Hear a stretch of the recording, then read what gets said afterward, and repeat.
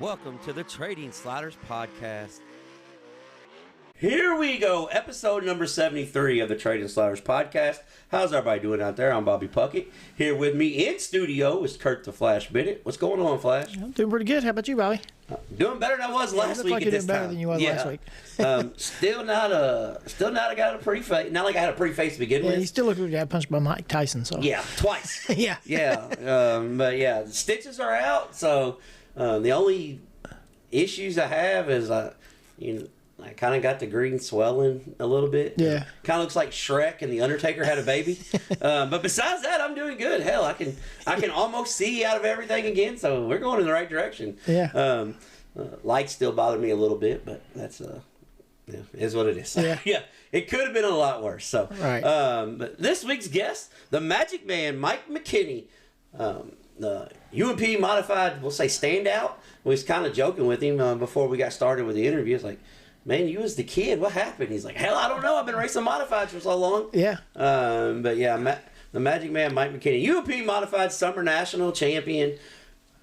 We tried to figure out how many track championships. You've won a lot when dude's like, I don't really know if I've won, like 6 or 7 or yeah. He just, I just raced, man. All he did know was 2025 was a terrible year. Oh yeah. And 2026 was going to be better. Yep. He said the year was so bad that he just shut it down in August and sold the damn race cars and said, we're going to start building for next year. Yeah. So, start over, huh? So we get into that. It's a really good interview. Not quite the longest interview because maybe we had some technical difficulties, as you'll hear. Yeah. Maybe. He chatted with me for quite a bit, but I don't know how much we actually got. Yeah. So, but it was a good time. Caught up with him. This was back at Gateway. So yeah. Yeah. This was a while back. But news of the week. Oh, I almost forgot the sponsors again. Oh. I guess I really do have a concussion. Yeah. I forget how the show works. All right. We say this every week, and we could just put it and hit the button, but that's not the same. But please take care of the people that take care of us. So if you need any diesel truck work done and you're in the Kentuckiana area, reach out to Brandon Hooker and Diesel Boys LLC. Our deep dive is being brought to you by Kentucky Clutch and Performance. If you need any type of automotive clutch, farm tractor, semi-truck, race car, Mazda Miata, Ford Fiesta, if you got it, we can fix it. So reach out to Kentucky Clutch and Performance if you need anything like that. Our slaughter of the week being brought to you by Walt at Speed Decals. Walt and his son Chase been down at Speed Weeks all week enjoying some racing. So Chase been giving me a little shoots me the shit, basically. Yeah. He picks on me. He bullies me, man. Yeah. I picked on him too much at the racetrack or something. He tries to give it back. But if you need any vinyl work, reach out to Walt at Speed Decals. Our crash of the week had a couple that we could pick from this week. Surprisingly, though, for as much racing as there was, there wasn't that many oh shit moments. There was a couple. A couple guys will say, oh, hold on, what about us? Yeah. But it wasn't as bad as it could have been this week. We will say that.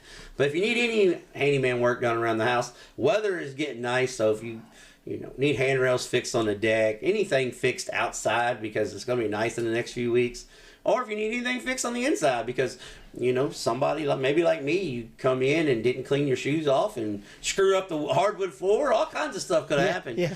Reach out to David at DO Handyman Remodeling, 812-989-5002.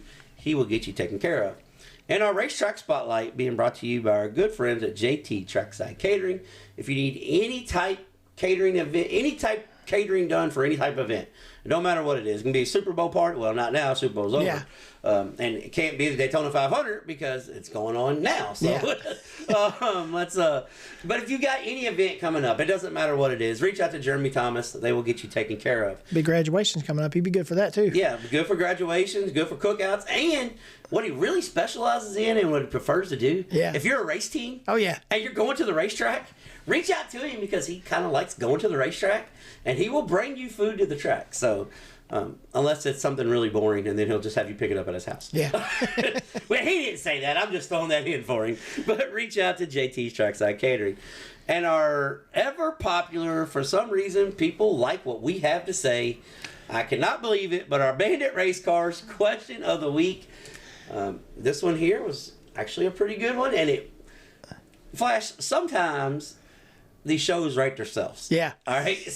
Sometimes they do. Yeah. You don't even, something's going on, you can look on Facebook, get on Twitter, look back at the TV, and then voila, there it is. It takes care of itself. So, looking forward to the Bandit Race Cars Questions of the Week. All right. Get started with the news. First off, Michael Page was doing Michael Page things again. Yeah, so, unfortunately. Yeah, we're gonna get into that. Just in case you guys were wondering, some guy named Nick Hoffman owns Volusia. Yeah. Just absolutely owns it. And I don't know if you've seen this, Flash, but did you know that Nick Hoffman and Hannah Newhouse does a kind of like their own podcast every week, like 30 minutes, and it's called Pitbull, and it's on Dirt Vision? Oh, no, I haven't seen that. Well, you're going to want to watch one of them because we're going to talk about it. We kind of discussed it a little bit last week, and then we didn't, and then Nick Hoffman doubled down, and so we need to talk about it. Yeah. So it's and not only that, because of that, not because Nick Hoffman brought it up, but other drivers were talking about it as well. So we'll get into that. And kind of on that same token, we got drivers taking to social media. Not for good things. Yeah. A couple of them were for good. Let me rephrase that. But for good and bad. So that Nick Hoffman, pit bulls, and drivers taking to social media, that's going to be a fun discussion. Okay. Yeah. So we'll get into that. And a Trade and Sliders podcast past guest had a career win. So yeah, that was pretty cool. That was cool. We're going to talk about that and all the Speed Week race recaps. So when we get to recaps, we're gonna go through them kind of fast, but there is stuff we're going to talk about. We got you covered Monday through Saturday because apparently not everybody watches races all the time. Yeah, they're still waiting for the season to start. Yeah. I got two TVs in the living room. My wife, if she wants to watch TV, she's going to the bedroom now to watch it. Yes.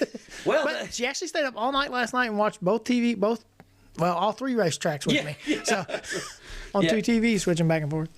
Did you catch the micro sprints? Did you watch any of that? I watched some of them. I didn't get to watch them all. Did you see Friday night's finish? I didn't even talk about it in the results. I don't know if I've seen it or not. Oh, Slider dude. I say Slider. Dude sports droned him. He pushed him into the corner, got him tight, and then in the center turn underneath him and slid him coming off forward. Oh yeah. It was a pretty good move. I don't think I've seen that. Okay. And then we got a major comeback story. And then last week we talked about it, but Flo and Dirt Vision, one played nice. The other said screw you. Yeah. So, and we kind of knew that was going to be like that. We kind of had an inside tip on that. Yep. But no, that's... Yeah, I know it made it rough on me having to keep switching back and forth. But I know, but Dirt Vision had him. Yeah, that's what I don't understand. I don't get that. Well, when we get to it, I'll talk about it. Yeah.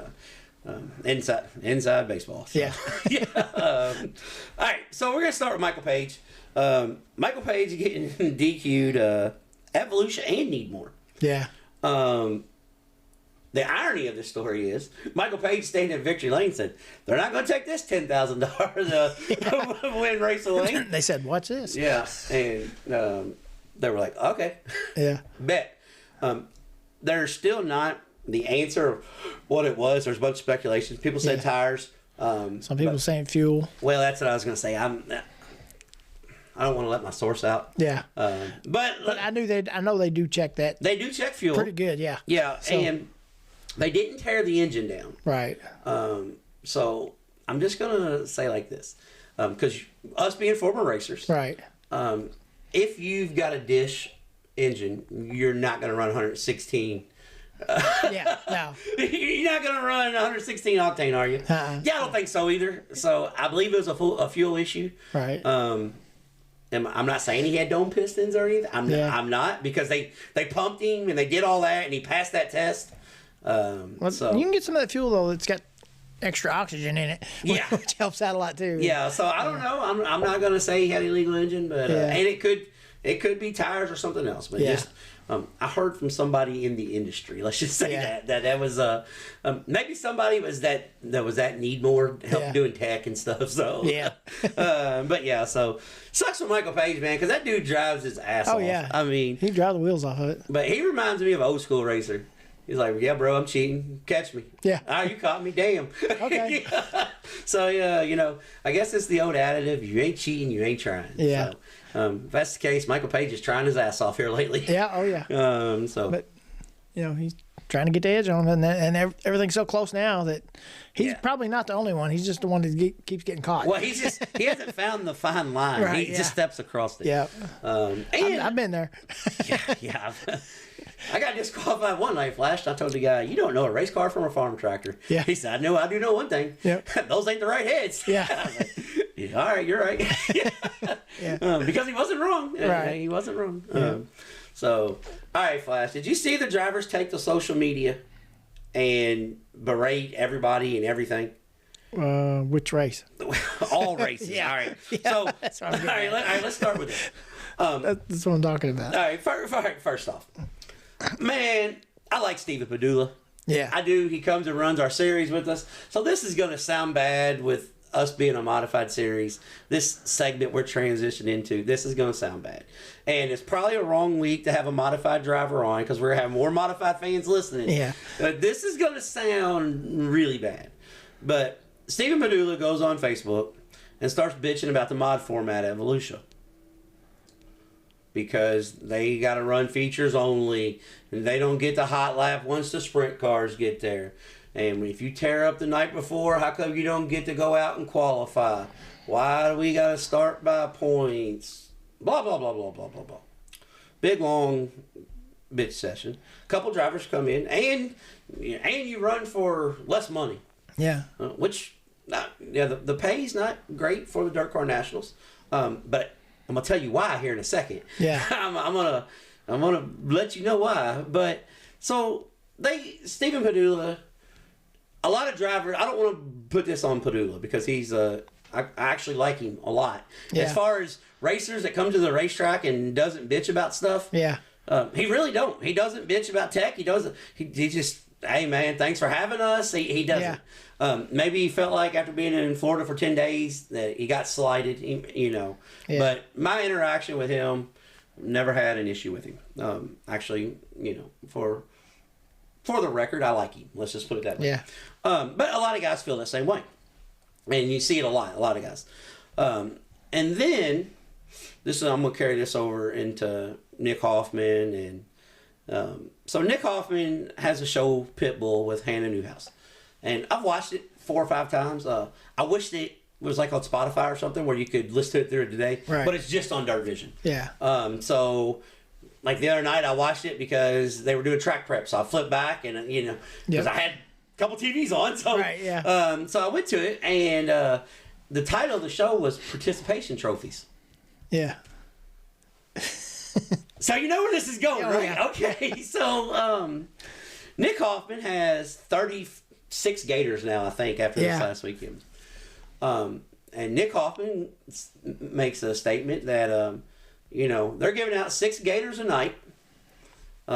That's not really what this is supposed to be about. I've got 34 at the time, or 33 at the time, whatever it was. And I had to earn every one of mine. Because when Nick Hoffman went down there and raced for all those years, guess what? You had 1 feature a night. Yeah. 1 feature. You didn't have 6 features. Everybody didn't get to play. And I will say about that 6 feature format, I'm not a huge fan of it because it takes longer. It doesn't save no time. No, it doesn't save any time. It doesn't save any time at all. But that's neither here or there. So Hoffman goes on there and goes, he doesn't like the format. He thinks that they should just hot lap qualify. The cars go on the track. You're on the track for the same time. Yeah. Hot lap qualify, run your heat race, and run your B-main, and run your feature. I kind of agree with that. I do agree with that because it means something. Like you go down there, like I talked to Ben when he got back, and they were excited because they made the feature Saturday night. Yeah. So it means something if you make the race. If there's 120 cars, yeah, and there's only 20 racing that night, yeah, you feel like you've done something. But we're in a part now where everybody wants to win. Right. Yeah. And I've even had people tell me, well, if they do that, they won't get as many cars. Well, they got 100 cars when they did that forever. Right. Yeah. They had 80 cars last week, the first weekend, and guess what? They only had 1 feature. So I get what Nick Hoffman is saying. He doesn't like he calls them participation trophies. Yeah. And one thing that he said was, and he said he don't even like the little gator things. Yeah, just race for the big one. He's race for the big gator, and he said the reason why, I go to the Chili Bowl to compete for a golden driller. When you win on a preliminary night on Monday, you don't get a golden driller. No. They're not giving away 6 golden drillers. There's just one. You're only getting them for the features. Yeah, so... and that's the same way for the shootout, too. The shootout, too, yeah. So, I get what he's saying. So, race car drivers, they go back and forth. Well, so race car drivers amaze me. They're their own worst enemy. So, did you see where Chris Madden was bitching about the racetrack? Oh, yeah. Okay, multiple times. But he wasn't the only one. About the hole he drove in 2, 3, 4 times? Yeah. Well, I mean, the first time, usually if I find a hole, I don't drive back through it again if I can keep from it. Well, it depends on what kind of hole you find. Yeah. Depends on if you're hooking it with the left. Yeah. Yeah. Depends on which one you find. Yeah. You gotta, you gotta come through with what, you gotta be stern on what you're saying. Yeah. But no. So, Madden complains. We have a couple other drivers complaining. The track's too much. I wish one day they'd give us a track to heat race on. Yeah. Well, they did one night.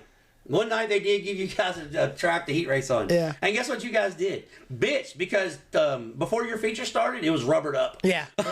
So that was the worst race of the week. Yes. By far.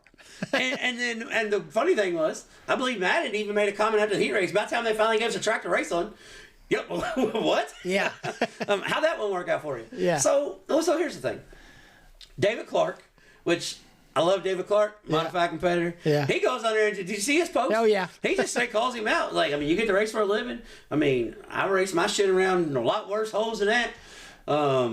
Suck it up, Buttercup. Yeah. Basically. Pretty much what he said. Some guys go back and forth. Then some guy gets on there and says, well, the racetrack's rough. I pull off. And then David Clark and David Clark's fashion is, you might want to sell your car. Yeah.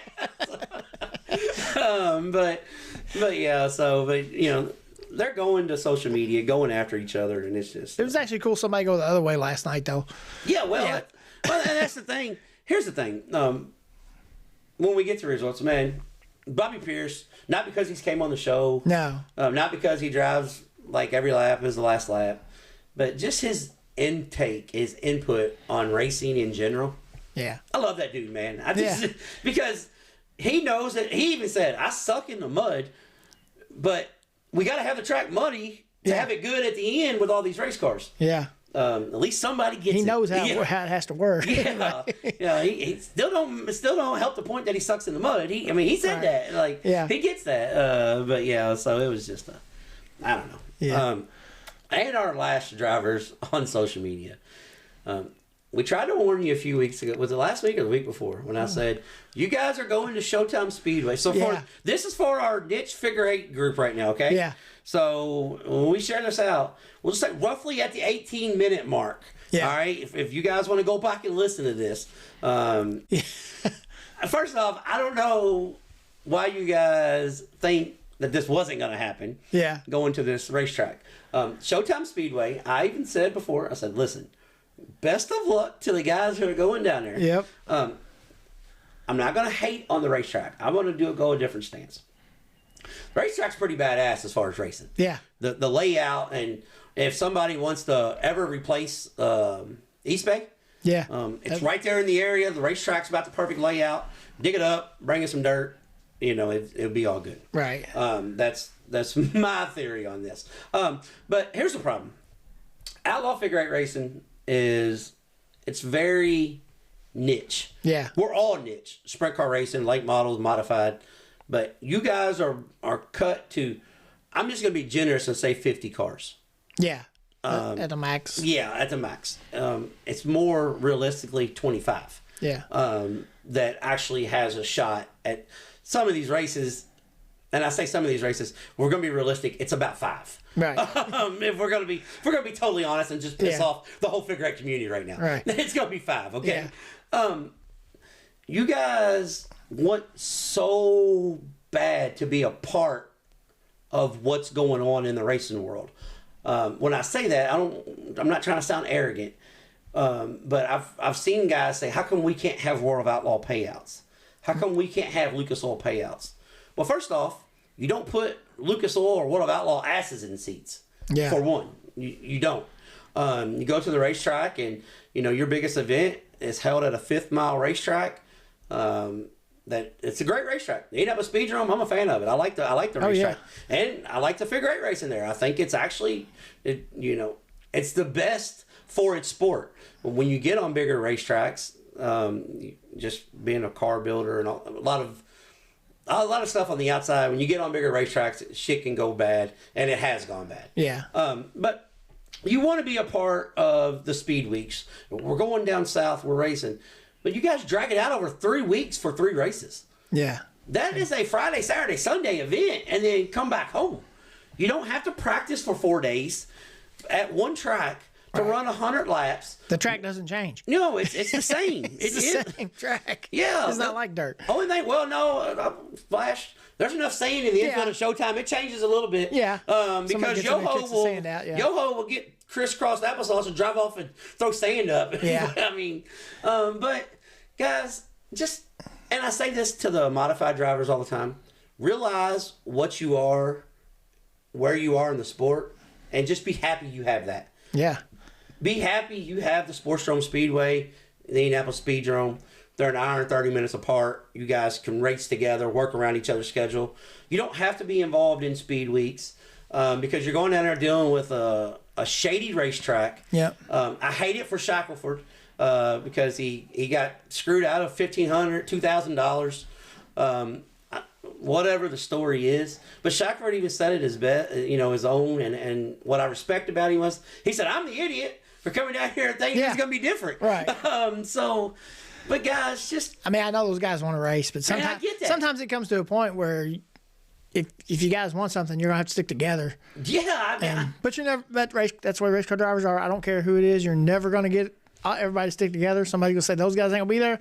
I'm going. I mean, that's just the way it is. You're never going to fix that. And I tell you what, I hate it for the guys because I'm just gonna be honest.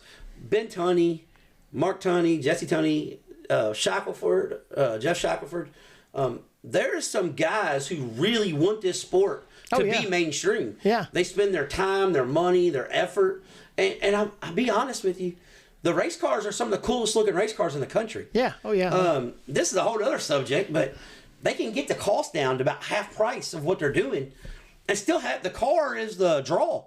The intersection is the draw. Yeah. You don't have to have $70,000 race cars to do that. No. You can do that with 15 and have the same look. So that's something on a whole different level. Right. And then you can get more people involved. And go a second slower and nobody's going to know. Nobody's going to know. Yep. Yeah. So that's a whole nother. I know. That's a whole nother deal. But that's kind of the way it is with everything. Yeah. That kind of is going to go into our fan question. Yeah. But guys, just know what you are, find out what you are, and stick to that. The General Tire series tried this years ago, and that's when they had 75 to 100 cars that were available to race. Right. It didn't work out because there's not a core group of you guys that promote the sport together. There's 4 or 5 of you guys that want best for the sport.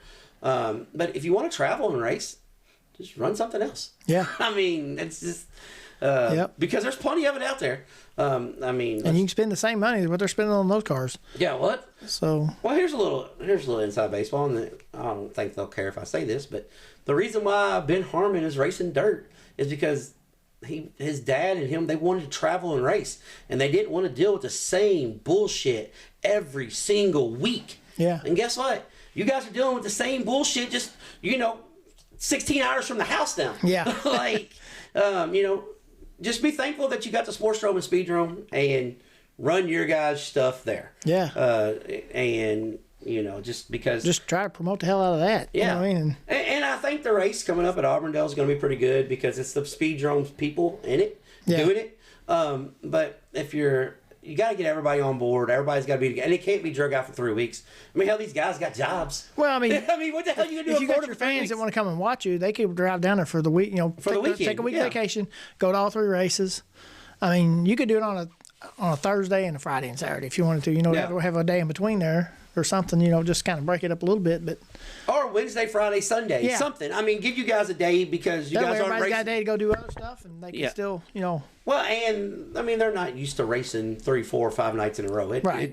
I mean, it's just they don't have the manpower. They don't. I mean, yeah. So there's a lot that goes into it. There's a lot that goes into it, but just be happy with what you're doing. Yeah.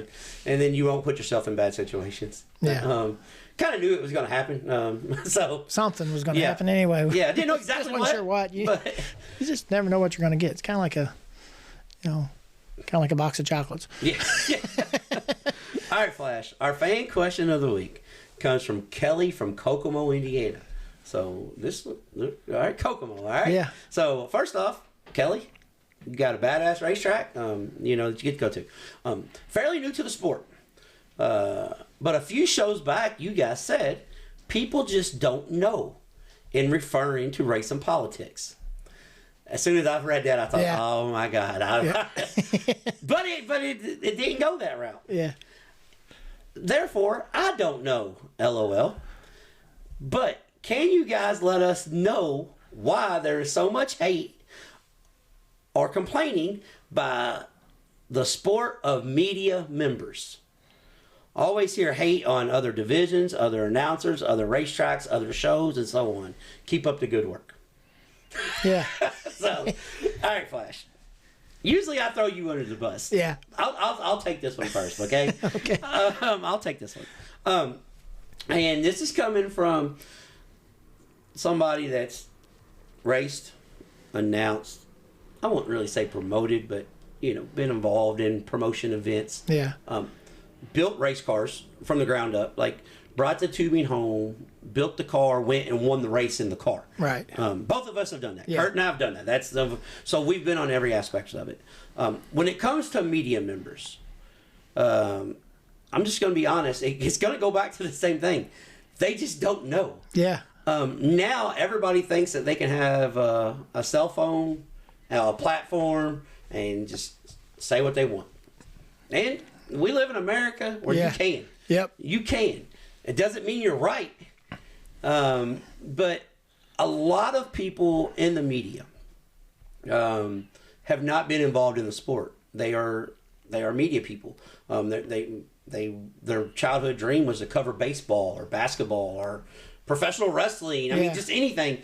And they were good. Or actually, I wouldn't even say good for some of them. But they stuck in the sport of racing. Racing is a sport where people hate on each other all the time. Late model, I mean, they just did it on the Dirt on Dirt ride home. Did you watch any of the Dirt? You didn't watch? All right, they're pretty fascinating, really. But they were shitting on the big block modifieds because they had a long feature. Well, what happens the very next night? The late models had 9 cautions. Yeah. So I mean, but people hate on each other all the time, and a lot of it's because they don't know, they don't understand, or it's out of fear. Yeah. Fear that, they're going to lose something that this sport gives. And this sport don't owe none of us anything. It don't owe us anything. We're thankful to have a platform where we can bullshit about racing. We're real thankful for that. But in the same token, we've grown up in the sport. We were at the racetrack 2 days old, 2 weeks old. We're telling our age now, but we've been consistently at the racetrack for 50 years. Yeah. Consistently every week at the racetrack for 50 years. Combined, that's 100 years. Yeah. Not always doing it right. No. A lot of times doing it wrong sometimes. Oh, yeah. But, yeah, so that's why the hate, and it's just where we're at now. There's announcers that I don't care for. Yeah. Well, guess what? If I'm streaming a race, and guess what I do? I just turn the damn thing down. Yeah. It don't matter to me. I can still watch the race. I heard people talking this week about one of the announcers. I mean, look, like 3 or 4 guys. Man, I got to listen to this the whole week. I think the guy's good, the one I'm talking about. So are you talking about Ruben? Yeah. I don't know why they hate on Ruben. Hate on Ruben because he does a hell of a job. Yeah. He's got little quirky things he does, but I mean, that's what makes his personality. You know what I'm saying? Yeah. I mean, that's what I like about him. Well, speaking of announcers, the 4 wide salute for the big block modifieds, it's the best in the business. Oh, yeah. It's way better than the World of Outlaws. Yeah. Now, Brian Herbert's got the best punchline. Right. But the shower of big block power, unleashed on the Sunshine State's pretty damn close. Oh, yeah. I mean, not good. that we're talking about that. Yeah. Yeah. But people, that's just the way they are, man. Yeah. And when it comes to tracks, I mean, why in the hell? 10 years ago, you couldn't turn the TV on and watch a dirt late model race or a big block modified race. I mean, you could watch it on. They would have one a year on. You know, they'd have the 200 up at. The Rolling Wheels Raceway. Yeah. Well, people, I don't know. People, we're in a time where. Yeah. It's great to be a race fan, but it does kind of suck too. Yeah. If you're a new race fan and like you're saying, Kelly, you're new to the sport. Yeah. Good luck. Just find something that you like. Just drown out the negative stuff and try to stay positive with everything. Cause we need that, especially if you're new to the sport. We need new people like that. Yeah, because this sport will beat you up and down, and it's kind of funny if you sit back and watch. Like I'll send Flash something like, "Hey man, you see this dude's pissed off again." Yeah. But yeah, just take it for what it is. Enjoy the sport, and you got anything to add to that, Flash? No. Okay, I just when I see that question, I see the way it was going. I thought, oh God, here we go. I'm gonna get in trouble again. But, no trouble there.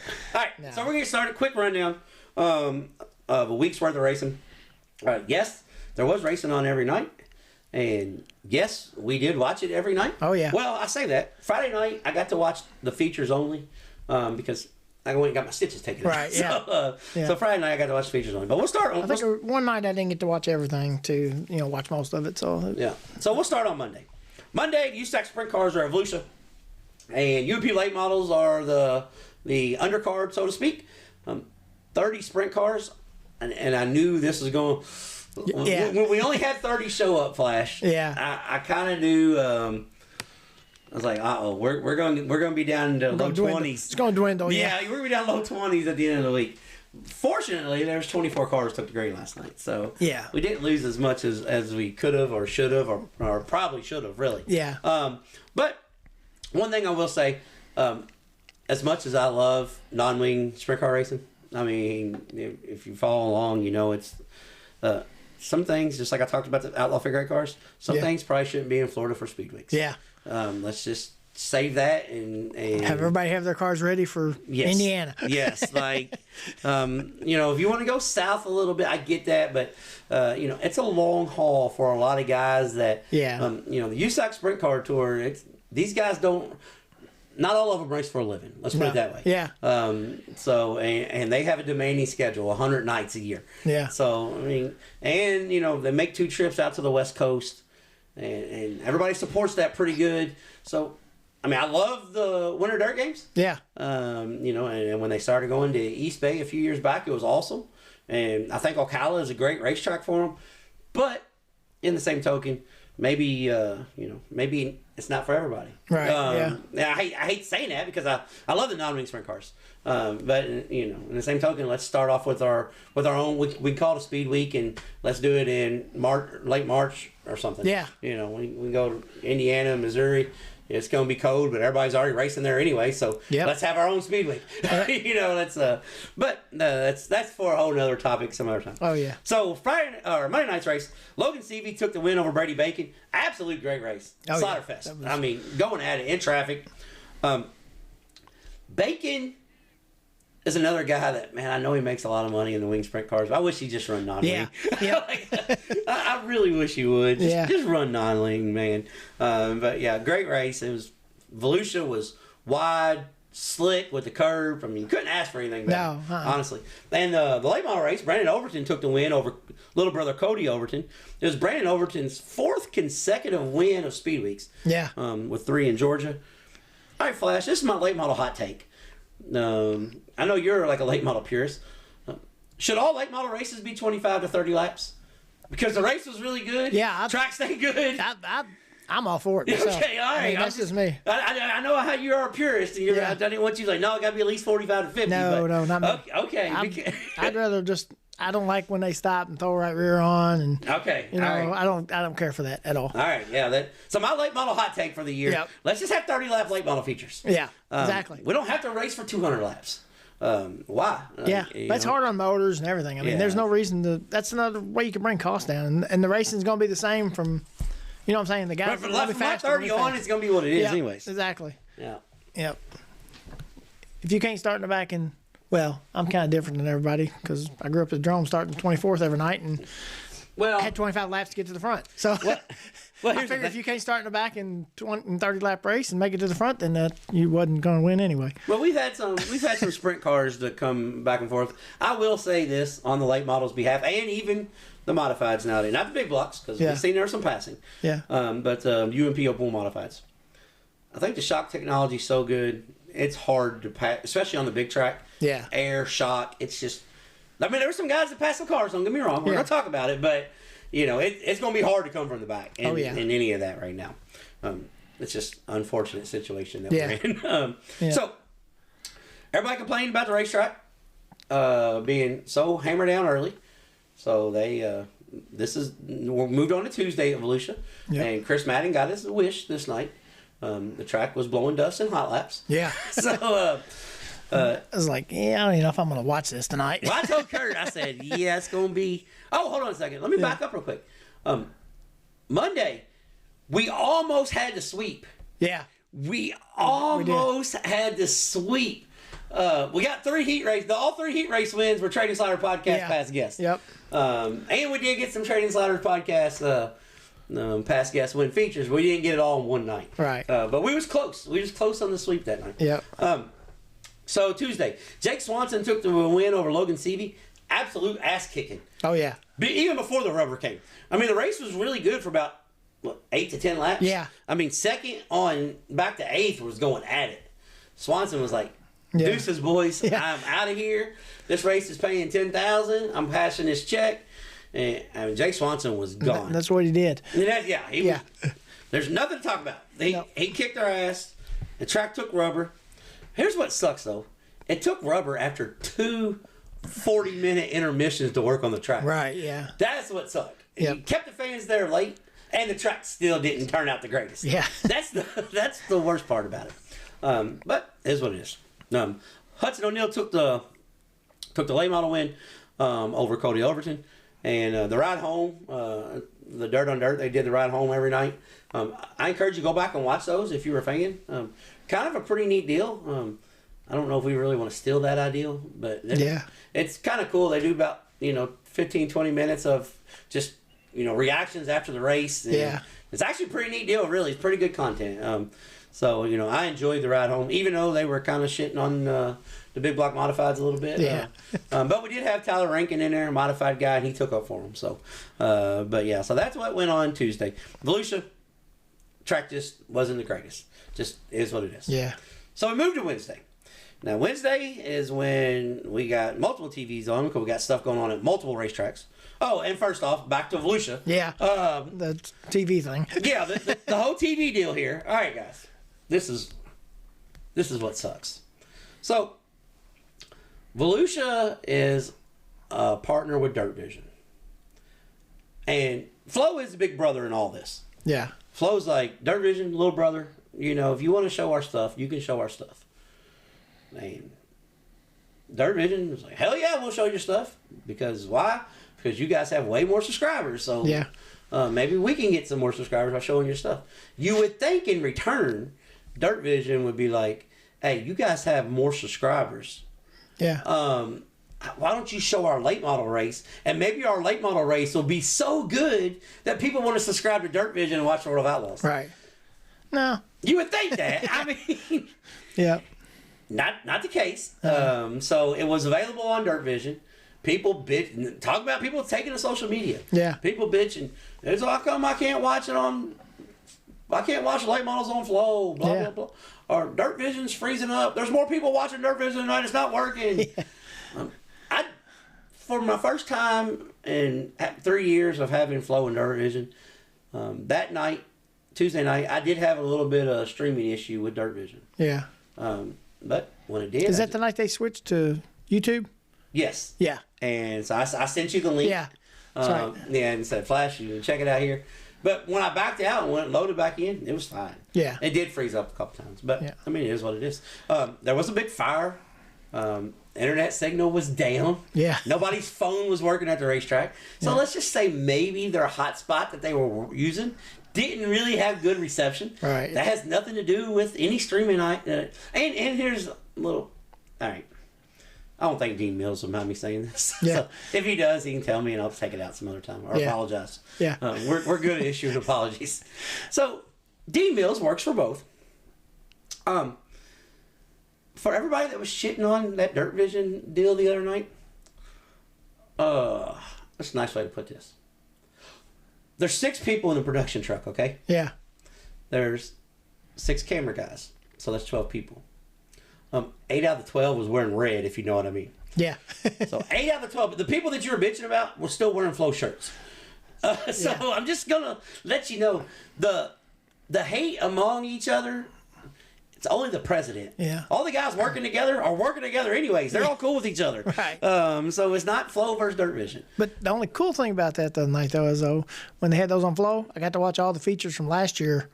Yeah. In between the other races. So. Yeah. So, but yeah. So I still had 2 TVs on, still watching sprint cars on one, and late models on the other. So. Yeah. and I think I don't know if we're converting Flash all the way, but Flash has become a little bit more of a sprint car fan. Oh yeah. Yeah. I think. Just like when we said, he just didn't know. Yeah. All he knew was the late models and sprint cars. Yeah. Yeah. So we're converting him a little bit. Well, and after we go talk to the sprint car drivers, and you talk to the guys and the crews, and it's like it's just it's 2 different worlds. People don't understand that, do they? It's and it's totally opposite what I thought it would be. Yeah. That's what's weird. It's like I'm different universe or something. So it's like he's got a concussion. Yeah. He's like, that can't be true. So, all right, so we moved to Wednesday. We're at Ocala now. USAC's at Ocala. Still got 28 cars, only lost 2 by then. Yeah. The guys at Ocala must have been at Volusia and said, hey, that's not happening. Yeah, we're not having no rubber down racetrack. Yeah. So we're going to water this son of a bitch enough that they can put out a fire with the mud being thrown off the track. Yeah. Well, last night, I'll tell you what, though, this is funny. Because I sat there, I had both tracks on the TV last night, and I told my wife, I said, I got to look at the weather and see if it rained down there today, both places. No, it was hammered down. Yeah. Yeah. I think the people in the South have come along with us, Flash. Yeah. When in doubt, pour some more water on it. Yep. More water is better than less water. Yep. So was the track kind of one lane-ish? A little bit. Yeah. But you could get 4 above the fluff and 2 and turn down. Yeah. You could do that. But Trey Osborne took the victory in the sprint cars, his first ever USAC National Sprint Car event. Yeah. Former guest Trey Osborne. Led every lap. Yeah, just so happy for the kid. Oh yeah. People that don't know. Yeah. This kid works his tail off. I mean, by his 90% of the time by himself. Yeah. Well, it's. And here's what's really. I mean, a single car garage, no bigger than this living room. Yeah. It's crazy. And a single car trailer. Yeah. I mean, the kid just absolutely is epitome of Trade Insiders podcast. Oh yeah, we say this all the time. This guy's Trade Insiders. He's probably the number one. Yes, like we're gonna figure it out. We're gonna make it happen. My car is gonna be 10 years old. My motor's gonna be built in 2000s. Yeah, it was ran by Mark Kinzer on the World of Outlaw Tour in 2002. Yep. Oh yeah, and guess what? I'm gonna go out and win a national tour race. Yeah. Oh, and I'm 7 foot tall, so I gotta run a car that I can only run one car because it's the only one big enough for me to get in. Fit in. Yeah. But yeah, so hell of a job there. Hats off. And I talked to Trey, and he said, "Man, it's great." He said, "I don't know if I'm gonna make it all week." He said, "I'm absolutely wore out." Yeah. He said, "I am wore plumb out." He said he was going to start working out or something. Yeah. Well, the funny thing was, so knowing Trey, we know Trey's story. Yeah. He bought some new tires for Florida. Yeah. By the time he left Volusia, new tires were gone. Yeah. So he ran good enough at Volusia to buy another new tire for Ocala. Right. And then, obviously, tires weren't an issue after Wednesday night. Right. But yeah, he said, I'm so damn tired, I can't even dismount these tires. I think about just running my old tires again. He was that wore out. Yeah. But yeah, so hats off to Trey Osborne. And that would have been our slaughter of the week. Yeah. But Volusia Big Block Modifieds come up. Yeah. And the slaughter of the week this week is Stuart Friesen. So let me rephrase that. Our speed decal slider of the week, because once I do these, I forget to mention our sponsor again. Our speed decal slider of the week goes to Stuart Friesen in the big block modified. 4th to 1st. Absolute great race. Yeah. He was running. He got back to, 3 laps to go. He was running second, about 10 car lengths back, too. And then he just decided, you know what, I'm going to the top. Yep. And just absolutely banged the cushion. And I messaged Flash this. I said, man, the big blocks, they need these short tracks to race on. People are like, Volusia's huge. Yeah. Well, everything they race on is 3/4, 5/8 of a mile. Yeah. So, these guys were just going at it. But, so super pumped, super happy for Stuart Friesen. Yeah. First win. It's third race back. I thought it was his first race back. Third. But he ran the 2 at Alltech last week. Right. To get how you say it, acclimated with the car. Yeah. After his big crash, everybody's seen. So. Yeah, that was cool seeing him winning. That was a cool deal. And they had 3 late model races that night. And I'll be honest, as I'm looking at my cheat sheet, I didn't even write them down. But I know Nick Hoffman won one of them. Yeah. Because he ended up winning 3 straight. Yep. Trying to get off the top of my head who won the other ones. Michael Leach won one. Yep. Michael Leach, and I can't remember who else it was. Turbo. Yeah. Turbo. Yeah. So that's a pretty good memory for back for Wednesday. Yeah. Yep. So that was what went on. Yeah, those big block modifieds though, man. People don't realize they're 3,200-pound cars, 3,300. Well, that's what I said. I looked that up. They changed the rules now. Oh, okay. But they're still 2950. Well, that's still close. But that's what I was saying, man. Those are 3,200-pound race cars. But you can run magnesium rear ends and stuff. Oh, okay. But yeah, they're still big, heavy race cars. Oh yeah, they're still heavy. That's what I'm saying. They're still just as heavy as a street stock. Yep. Yeah. But yeah, because I was like, man, I don't want to be wrong on this, because I know they were 3,200 forever. Right. Yeah. Because they talked about Barefoot Bob McCready breaking his front end back in like 1994. Well, yeah, but then they had to have such big fuel cells in them too for running those 100 and 200 lap races. Yeah. I mean, they did have pit stops in them, but they still run 100 laps without stopping a lot of times. Yeah, so. But we mentioned it earlier. But the best 4-wide salute in all of racing. Yeah. The earth shaking, ground pound. I mean, that 4-wide salute gets you. Like, you can be tired. That dude starts getting up. You're like, hell yeah, let's go. Let's watch his race. Yeah, they might have 5 cautions because they have 5 flats, but let's watch this sumbitch. Like, get you going. And then when they come to green, like I said, I love Brian Herbert's. This is what you saved your lunch money for. Yeah. Because that hits home. There was many times when I was a kid. Yeah. I saved my lunch money to go to the races. Just to go, yeah. But man, we're about to unrelease the shower of big block power. How the hell? I can't even say it. But man, it's badass. When he says that, I'm sitting up on the edge of the couch, like, yeah, let's see. And with them being straight axles, and they push like dump trucks. Oh yeah. They drive in the corner. The first lap of the big block modified race is the most exciting first lap you'll see. See which one's going to go straight to the wall. Yeah, they're just everywhere. Yeah. So obviously there could be a lot more cautions than there actually is. Yeah. So that's what went on Wednesday. Then we moved to Thursday, and this was probably our best race of the week. Well, no. We had 2 really good sprint car races, but Thursday at Ocala, Logan Seavey went from 7th to 1st, and threw a slider and a half on Brady Bacon. I mean, just absolutely. When he drove it in there, I thought, because Bacon had no idea he was even catching him. Anywhere close to him, yeah. And what I like, Seavey started running 4 above the fluff and then turning down. Same thing Grant ended up doing Saturday. Yeah. But he was running down in 1 and 2 just so hard, and when he blew by Bacon, you could see Bacon in the interview just like, yeah, I had no idea he was that close. Yeah. Like, not that he wasn't running hard or nothing, but you could tell the Bacon was kind of like, okay, he got me. But our Dio Handyman crash of the week came in, I believe it was the second heat race. I think so, yeah. Yeah, first or second heat race. Hayden Rambo took an absolute nasty dinger down the backstretch. Yeah. No exaggeration, 8 to 10 times. Oh, yeah. Barrel roll, end over end. Left to right, nose to tail. Yeah. Whichever way you could hit, it hit. Yeah. Broke the chassis in 2 in the back. Just absolute. And Saban Bybit took a ding or 2, got a concussion for the week. Yep. And poor J.J. Yaley's car. J.J. never got to turn a lap in it. So Saban's like, damn, man, I had an opportunity and I blew it. Yeah. That wasn't his fault, that one, but... But if you know anything about Saban Bybit, he does not give a shit to drive a car in the wall wide open. He'll send it. Yeah, he will. The kid's got no fear. Yeah. But yeah, so hope Hayden Rabo's okay. One thing too, I seen somebody bitching. Oh yeah, Brian Hobart says because they took him to the ambulance. They took him to the ambulance and taken him to get observated. Yeah. And then you see an ambulance come down the street on the outside. Yeah. Brian got 9 million things to do. As far as he knew, Yeah. Rambo went to the damn hospital. Right. Okay.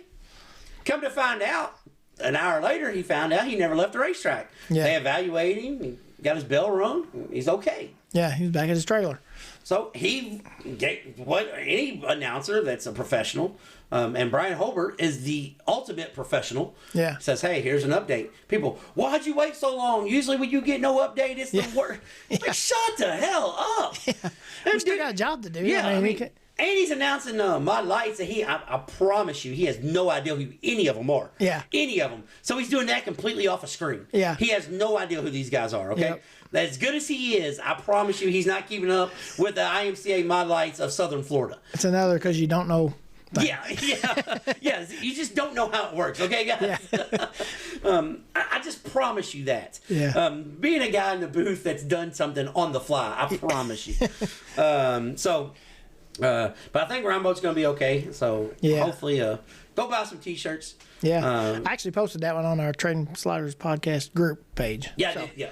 It's on that one. Yeah, it was a nasty one. Yeah. And then, so the big block modifieds went first over at Volusia on Thursday night. And Money Matt Williamson took the win, 6th to 1st. And Matt Williamson's a 3-time Super Dirt Car Series champion. And he does the cool Stone Cold crush the beers when you win and stuff. But yeah, Money Matt took the win. Another guy just absolutely beating the cushion down. Like, I'm thinking if Bobby Pierce decides, hey, I don't want to run late models no more, right. the big blocks will have him. Oh, yeah. Like, you can just go over and just slam the cushion. It don't matter. So, yeah, that was it. And then Nick Hoffman started the Nick Hoffman domination. He won Wednesday night. He won Thursday night. Yeah. Thursday night, he won by 5 or 6 seconds. Oh, yeah, he was gone. Absolutely checked out. So, Hoffman was like, see you guys, deuce, apple juice. And then Friday at Volusia, Matt Williamson and Nick Hoffman both won again. Yeah. Basically in the same fashion. Hoffman got out and just checked out. Racetrack was perfect. Race, not so much. Yeah. But Bobby Pierce did go from 21st to 3rd. Yeah. And Pierce said, hey, the track's great. I mean, I don't know why everybody's bitching about it. He said, I just got qualified better. Yeah. I got started further. I just suck in the mud. Yeah. And Friday night, I did not see the sprint car race Friday night at Ocala. But Chase Stocking won. Yeah. I did watch the highlights back. It was pretty good race. It was pretty good race, yeah. I was glad to see Chase win, actually. Well, it was more Chase Stocking's style. It got a little slicker. You could pedal the car. You didn't have to just throw them over your shoulder. And then Saturday, the final night, the best race of the weekend probably was USAC Sprint Car Race last night. Justin Grant came from 8th to the win. Yeah. 40-lap feature. Just absolute. And Bacon was another one. Bacon was the one he just needed the last 6 laps, though. Yeah, that's all he needed. Yeah. Bacon was another. Bacon had no idea he was coming in either. No. You can see it again. Bacon was just like, man. Cummins was the same way when he passed Cummins too. Boom. Yeah, I'm going, and Cummins like, because Cummins led for a while. Then Bacon got by Cummins. Cummins like, I don't know what the hell's going on. Yeah. But I will say one thing about Flo, and this is not as much about Flo as it is about Drake York. Drake York is a badass. Oh yeah. So if you follow along on the USAC Racing page and you see doing the drivers and interviewing the crews and stuff, that's all Drake York's deal. He wants to get everybody involved. Right. And he did the thing on the crew about first he did the crew what do you know about the drivers that people don't know, and that was pretty funny. But he did one when he asked the drivers, explain the race cars. Explain what a sprint car is to you. Yeah. In a song. So Kevin Thomas Jr., he goes, Crazy Bitch by Buck Cherry. That's funny. Hey, but I'll tell you what's even funnier than that, though. So Briggs Danner, we had Briggs Danner on, and Briggs is soft-spoken, well polite. He's like, She Will by Lil Wayne.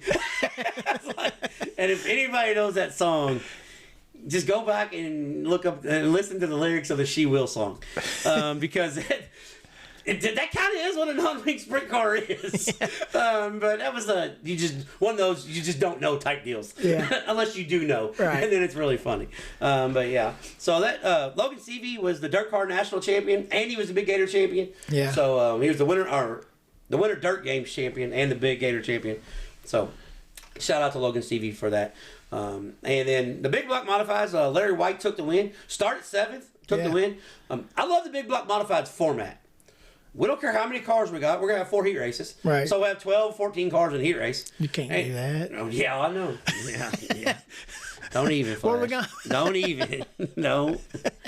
Don't want to go down that road? No, not today.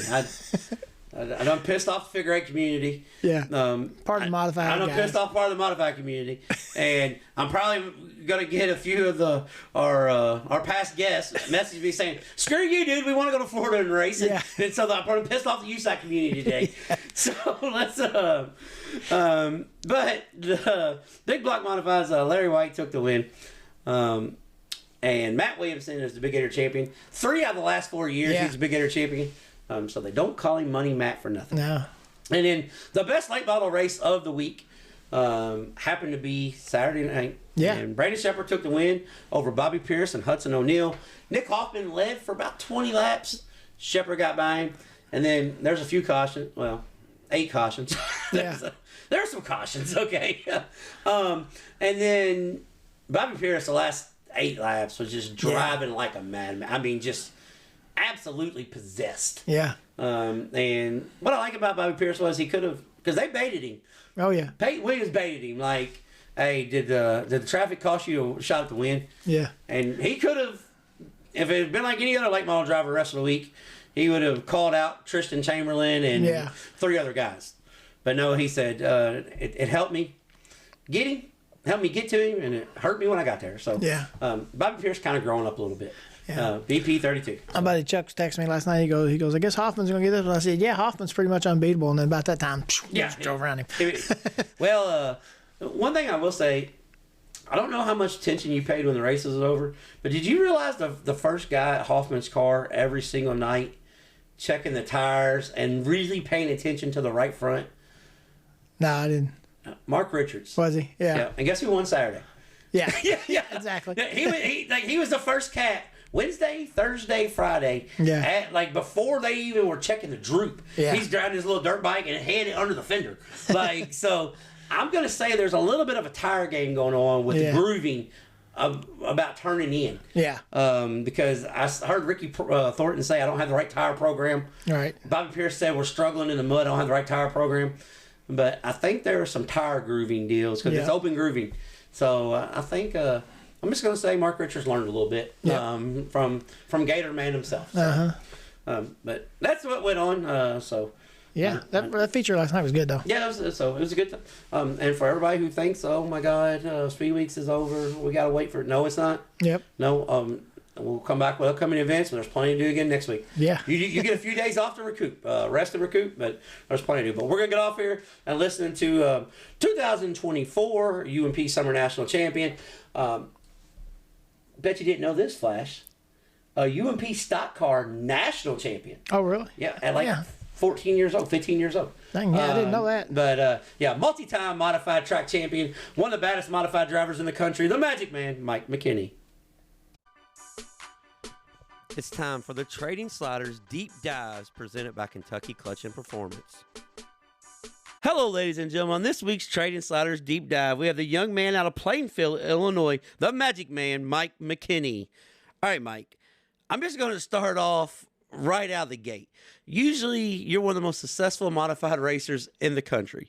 But last year, it was a year that, let's just say, didn't go as planned. Yeah, it was it was tough there for a little bit. You know, we started off the year in Florida and won down there and went back home and won at Farmer City and just thought it was going to be another year like we had in 2024 and got a call to do some super late model racing. So did that for a month or two and then went back to the mod stuff and just weren't near as competitive as we were the year before and just kind of had some stuff going on. My dad was working a ton and I don't have much help outside of him. So it was kind of tough for us to go racing it was tough. You know, I've been pretty dang fortunate. I've been racing mods since 2013, and feel like we've had a lot of success every year. Not everybody gets that. So it's kind of hard to sit here and complain about it with the years and the years of success we've had before. So, but it's geared us up to get ready for hopefully a hell of a 2026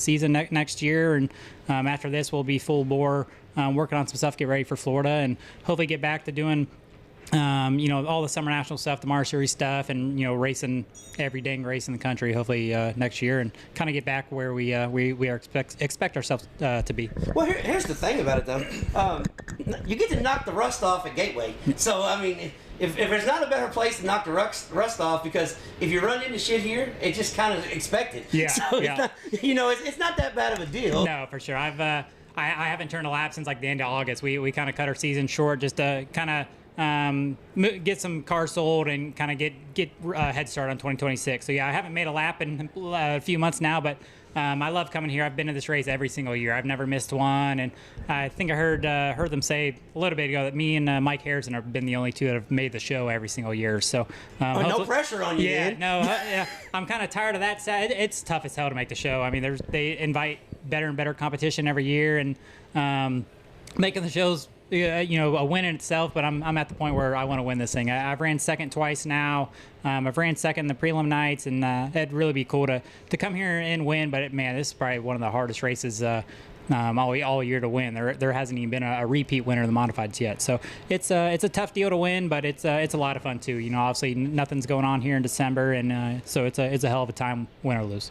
Well, that's the thing. A lot of people, I've been to I go to Chili Bowl every year, and we're going to talk about your love for open wheel racing too. But I go to Chili Bowl every year, and people ask me, what's the difference between Gateway and the Chili Bowl?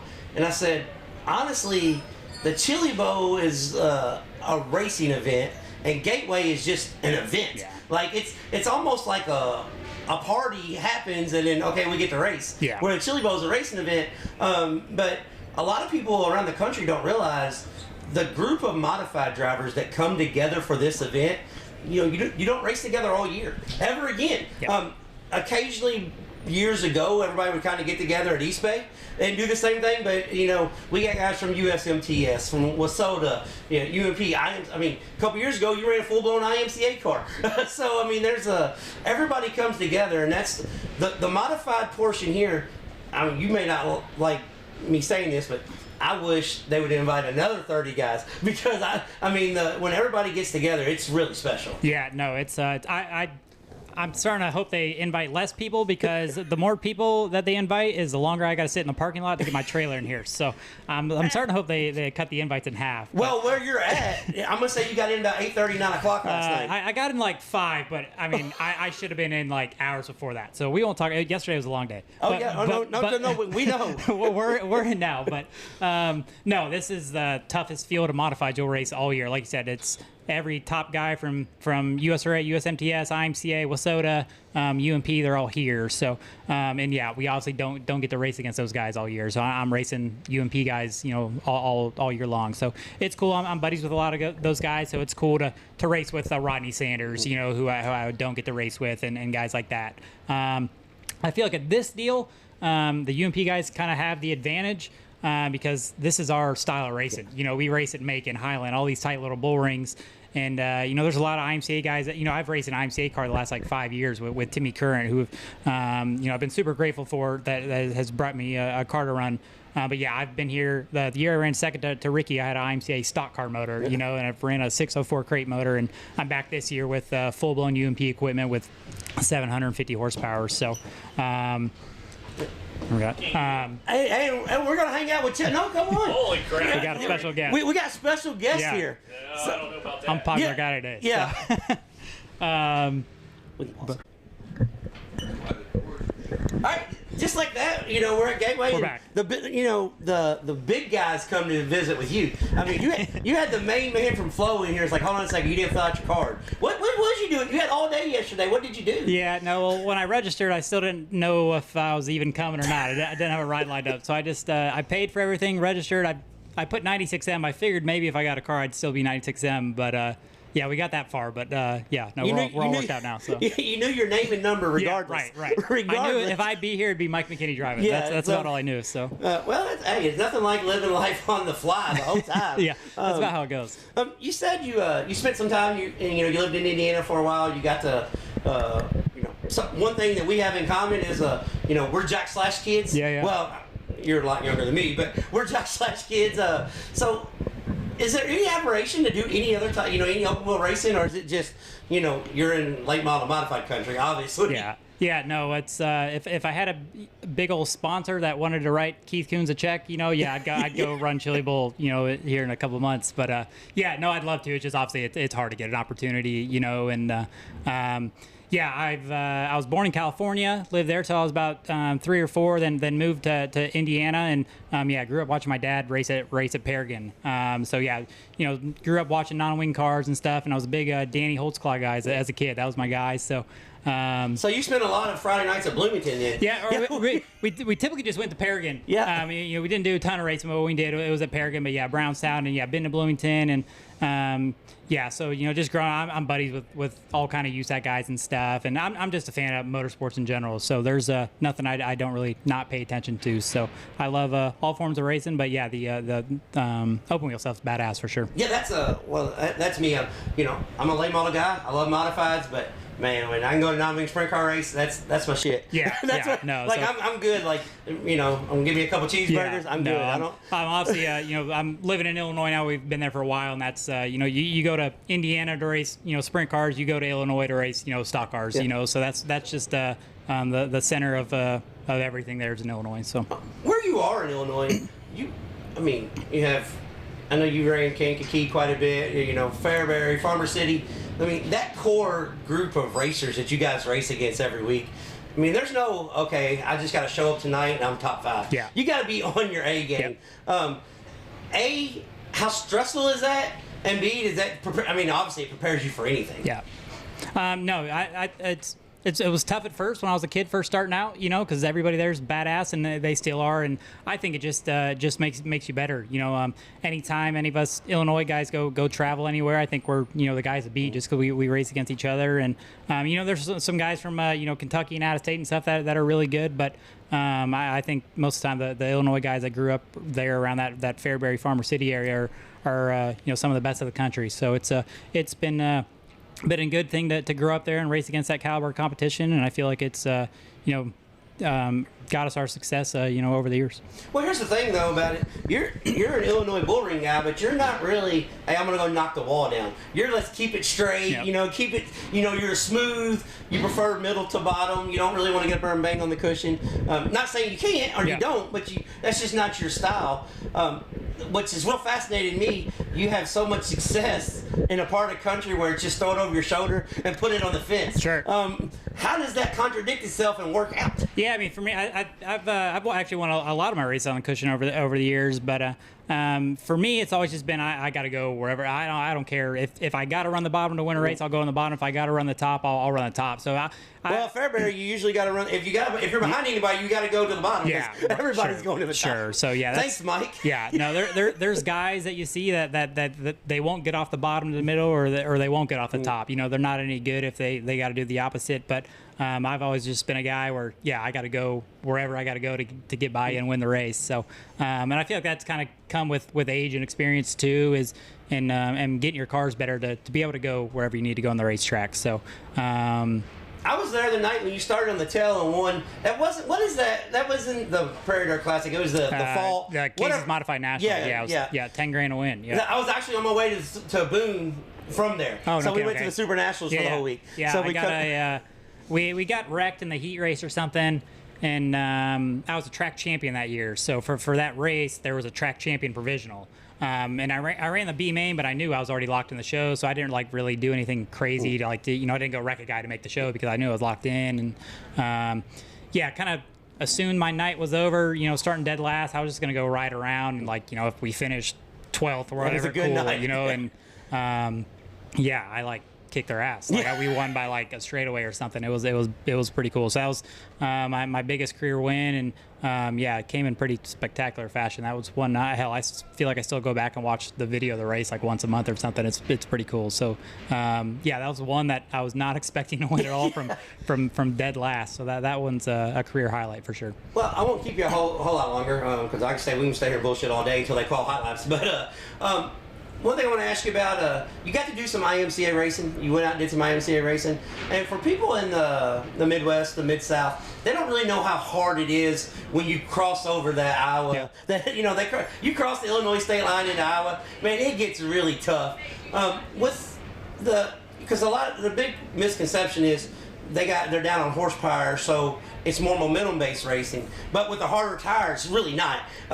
Explain to people how different the IMCA racing is to the UMP racing. Yeah, it's way different. A lot of people, see just a modified on TV and just expect it. They're all the same. It's all modified. Yeah. But from USRA to WSOTA to IMCA to UMP, not one of them is the same.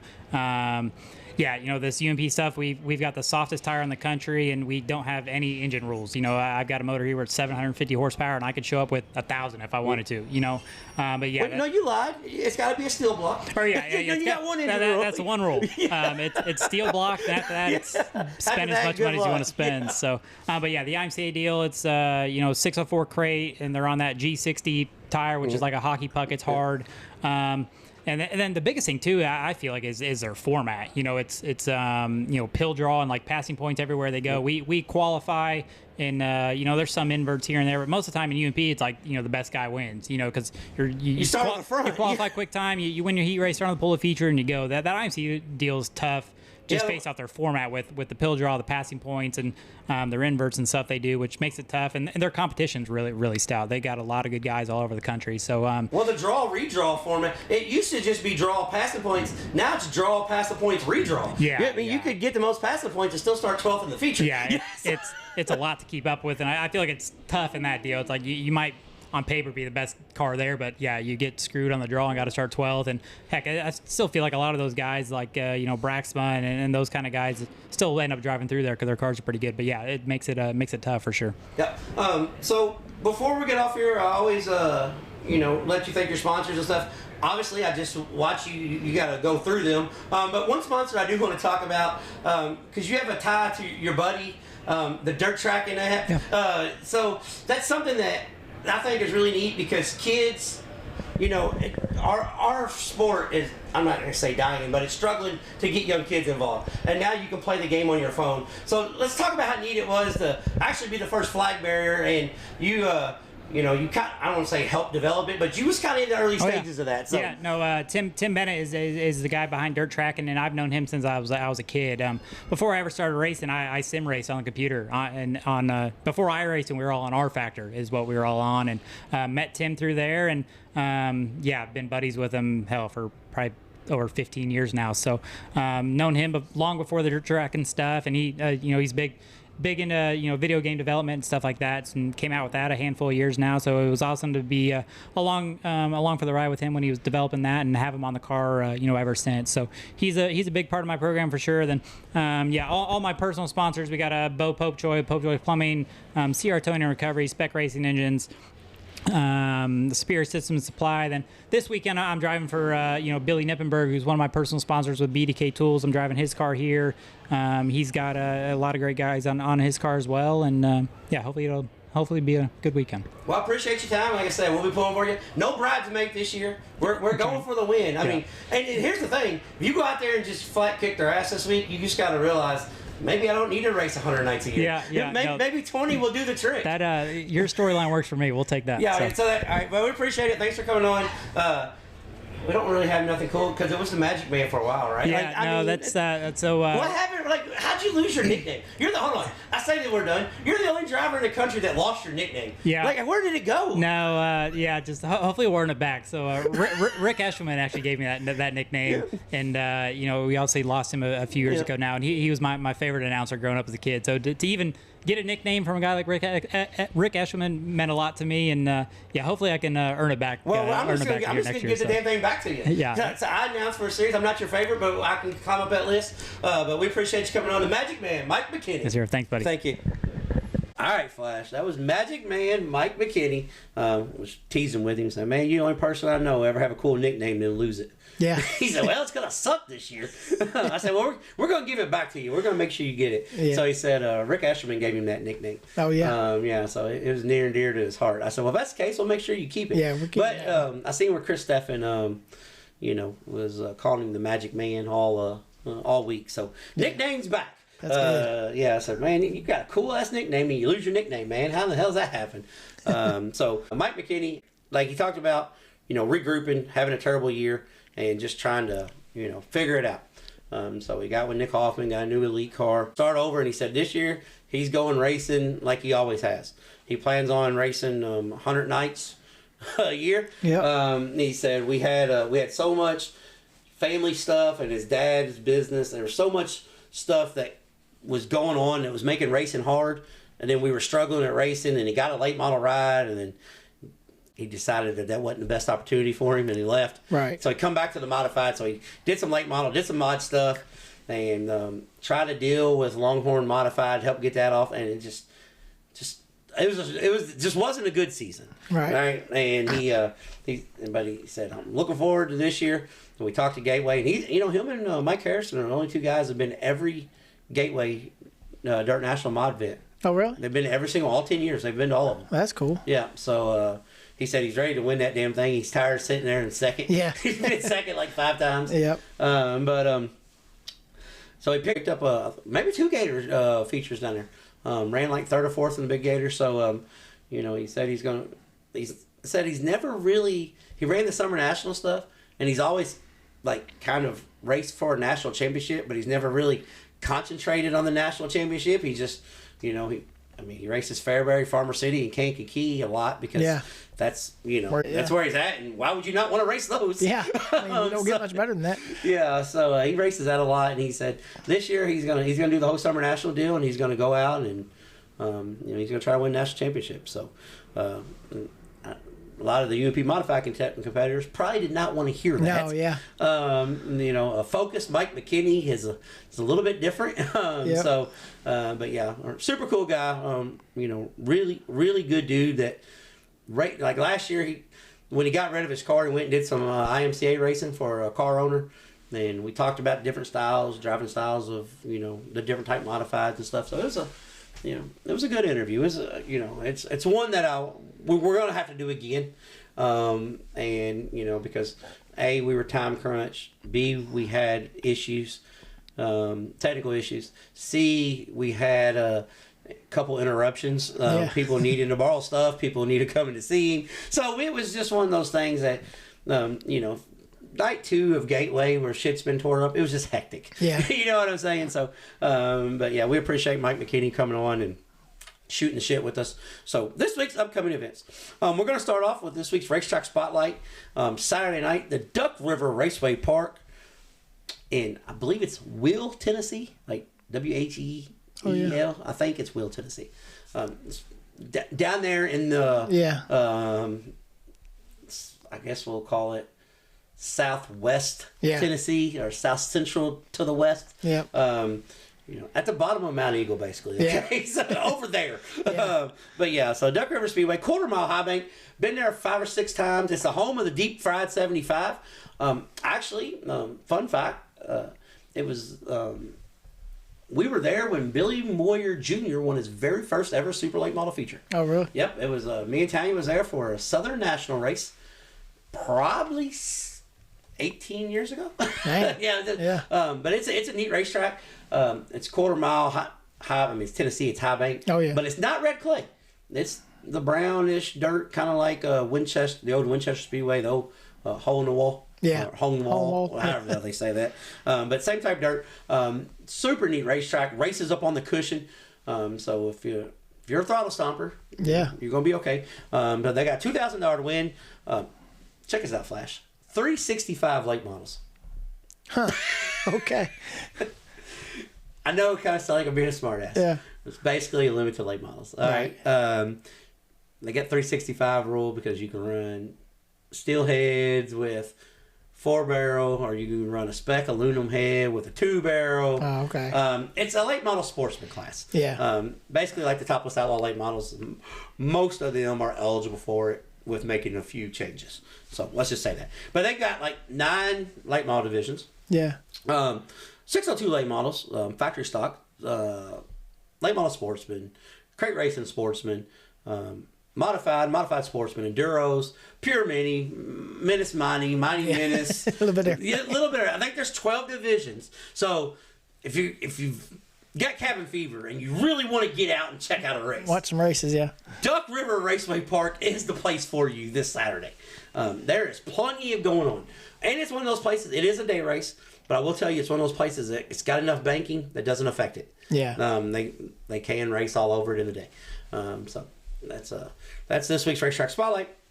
And then upcoming events this week: Thursday, Friday, Saturday, All Tech Raceway, the Lucas Oil Late Model Dirt Series on Flow Racing. I believe the 604 late models have got like a $5,000 to win late model race with them as well. Yeah. So it's kind of like Dirt on Dirt sponsored this. It's all late models all the time. Yeah. At All Tech. Thursday, Friday, and Saturday. I think it goes 10, 12, 25,000. Yeah. But this is where our first controversy comes in. Friday and Saturday at the Henry County Motorsports Park, the redheaded stepchild of the Speed Weeks racetrack, the one in South Florida, World of Outlaw late models on Dirt Vision. Oh, okay. So we're going to split them up. We're going to find out who's running with who. Yep. We'll find out then. Because I heard that Brandon Shepherd was running Lucas Oil. Oh, yeah. That's what I heard. But So- I heard him say in his interview last night, he's looking forward to next week because he's got a good spot in the points.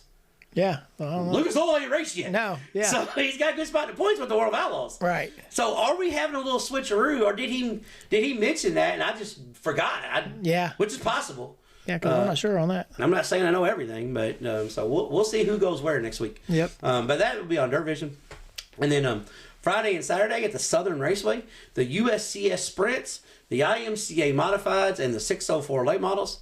But check out this flash.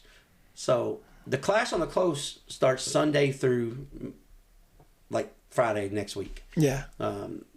So we've got Clash on the Coast Sunday and Monday is at Northwest Florida Speedway. And then I think they're off Tuesday, and then Wednesday and Thursday they're at in Alabama, and then back to like Friday and Saturday back to the following. That's 2 weeks out. Yeah. Back to Southern Raceway. But guess what? Southern Raceway has this Saturday night I don't know. an IMCA Fast Shafts qualifier. Oh, really? Winner gets into the qualifier at the Super Nationals. Man. And Sunday is the start of the Clash of the Coast. I'm no rocket scientist, but I'm going to say there's a possibility you may get 40 to 50 some of the best IMCA modified drivers in the country. Oh, yeah. Trying to get in the Fast Staff Invitational. Yeah. Because those races are hard to even into. get. Yeah. Yeah, to even get. They've got 25 of them throughout the year.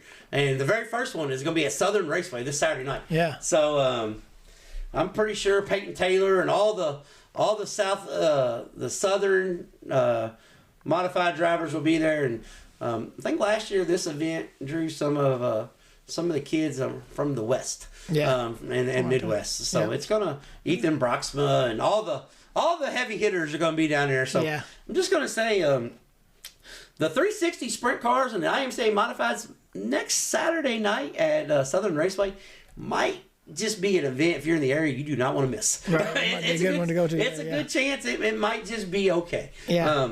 Them old Hunter Front boys might just get lucky on one of their first events. Yeah. Don't know how all their racetrack adventures are going to be.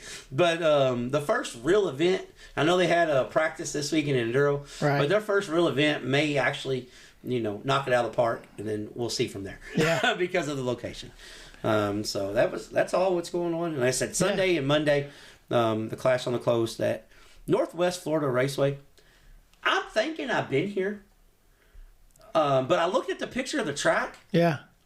and they've done some major rework and made the track smaller, or I haven't been here. Because I went to something, Tanya, what was the name of that track at Waikiki? Was it think it was Waikiki Speedway. Yeah, big son bitch. Me and Tanya went there on one of our vacations. Yeah. We didn't go to the track. We went to vacation and found a racetrack. Right. Yeah.